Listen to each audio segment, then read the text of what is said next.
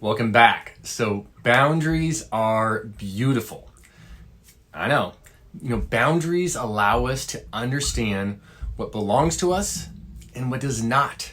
And this is a big deal when it comes to food, because when it comes to the 40,000 items in your local grocery store, walking in with boundaries in place, that is a state of total freedom. Now, I understand that certain foods belong to me and certain ones do not, if I have boundaries in place. For example, flavored yogurt doesn't belong to Dr. Matt, does not belong to me. Organic whole milk plain yogurt, it does. So I'm going to choose that one because I have these boundaries related to food. So if you walk into a grocery store without boundaries and instead permit the grocery store to be the lead author of your story, man, you are sure to walk out with a whole lot of calorie-rich, nutrient-depleted, eternally shelf-stable food items that are just completely defunct of nutritional value for you, because a grocery store was created to make money for the owner, not make health for me, make health for you, and not make it easier for us to make healthy decisions as a whole. So I have 5 absolutes that I think we could all create boundaries around to make sure that we line ourselves up in a way that's going to allow us to accumulate health. So number 1, artificial flavors, artificial sweeteners. I'm talking about aspartame, sucralose, Splenda, acesulfame, potassium. Those just are not a no-go, right? Why? Because the artificial ingredients increase cravings, they disrupt bacterial balance, they raise glucose levels, they overload our liver, and they cause increased fat accumulation. Not to mention all the behavioral and the cognitive problems associated with these artificial sweeteners. I'm talking migraines, seizures, anxiety, depression, learning difficulties, ADD, ADHD. So look for food items sweetened with the real deal. I'm talking honey, maple syrup, stevia even, monk fruit extract, molasses, or fruit itself. All right, so number 2, corn syrup. Corn syrup is made from the starch of corn. This is genetically modified just junk. There's a 100% chance that if you're getting corn syrup, that it's genetically modified. And it's loaded with pesticide residues. So you're not just getting the corn syrup, you're getting all those pesticides that were spread in all those fields all over the place. And studies show that corn syrup increases liver fat and decreases insulin sensitivity. It also causes gut flora imbalances that are associated with many chronic diseases. That just sounds terrible, right? Why put this just syrupy grossness in our body? This is one of the reasons I do not consume ketchup at restaurants, because corn syrup or high fructose corn syrup will be in basically every ketchup at every restaurant, unless you ask them specifically, and a lot of times they don't even know. But it's the main ingredient in so many ketchups. All right, number 3, soy, corn, and canola oils. Those 3 for sure. These fats decrease activity of antioxidant enzymes. They cause oxidative damage to our arteries, age our arteries faster, they age our cell membranes faster. These fats are also literally 100% genetically modified and also loaded with pesticide residues. Glyphosate, we don't want that. That's just torture for our body. They retard growth. They cause our abnormalities in blood platelets.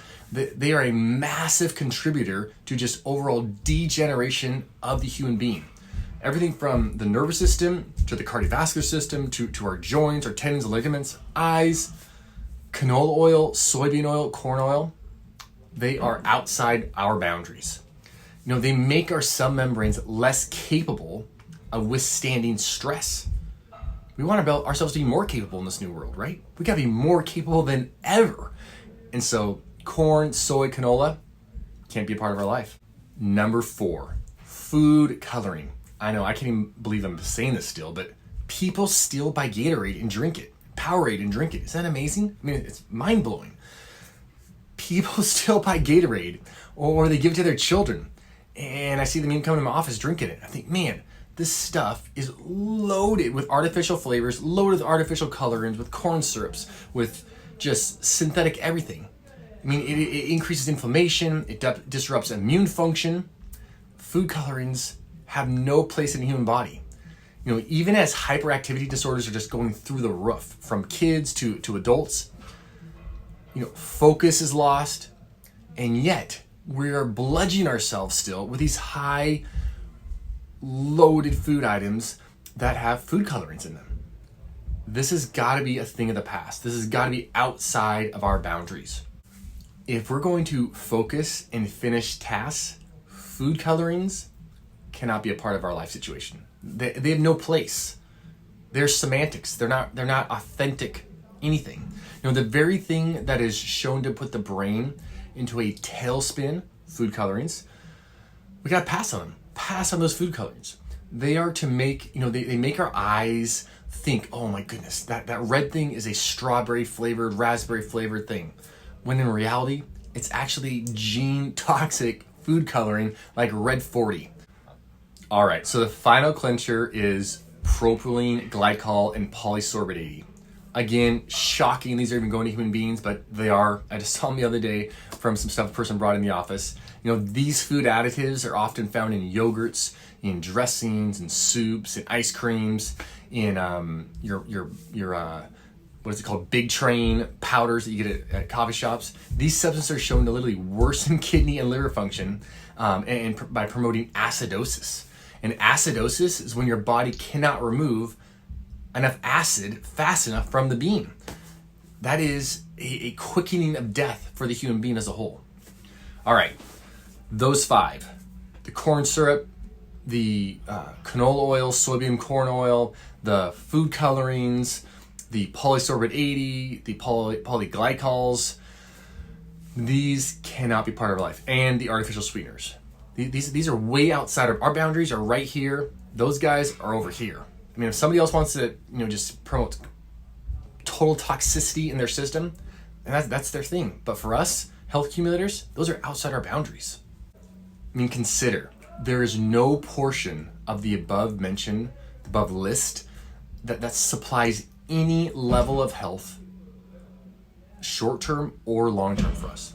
Consider, if you're having to deal with these poisons multiple times a day, multiple meals a day, you're going to be hard pressed to see your health blossom and to see health literally accumulate in your being.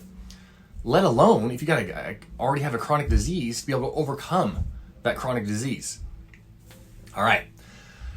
Be sure to like and share, and remember, you know, creating food boundaries are for our benefit. They're for your family's benefit. They actually free us to choose the foods that we actually want, because these foods supply us with life and longevity and vigor. Talk to you guys later.